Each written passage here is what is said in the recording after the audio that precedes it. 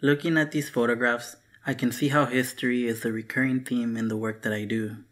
History, not in the traditional sense, where you find it in textbooks or archives, but instead thinking of history through material, visible wear and tear, tactile, and even ephemeral. Architectural structures, whether formal or informal, that weather and age with time and under external conditions or forces. Infrastructure that serves as skeleton or backbone to a place, or a network that connects a series of places.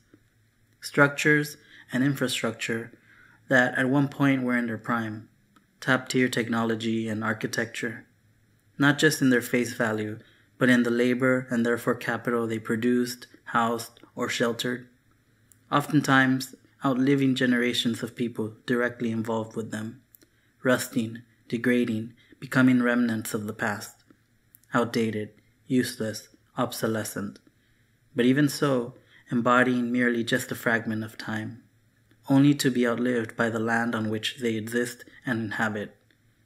Land that outlives not only generations, but societies and even geological epochs. These images make me think about obsolescence, in some ways even mortality. And this could be seen as metaphor for human existence, for physical human bodies, and specifically within a capitalist framework, where we exist and have a function until you can't function. You cease to exist and become a sort of burden to society. Though things, physical things, do fade and sometimes are even lost for good, there are non-physical things, immaterial things, that do continue to exist, that get carried on and passed down generations. Things such as music and dance, or a very obvious one for me is cooking. Everyday activities that are very much embedded in our being, that play a large role in our forming of cultural identities. They are so routine we may even take them for granted, but they are evidence of how we have been shaped and continue to be shaped over time.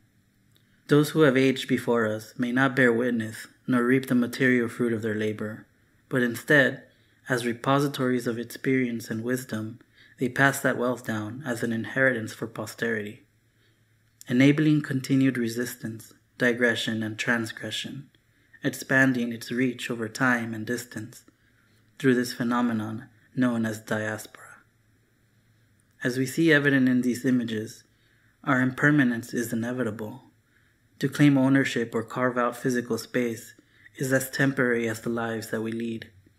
No one structure, building, or house will last forever, yet the bonds that we build and the interactions we exchange within them have a deeper and far more lasting influence, allowing for our understanding of home to go beyond simply being something delineated, fixed, or concrete, but rather propagating home as open, permeable, itinerant, and metaphysical.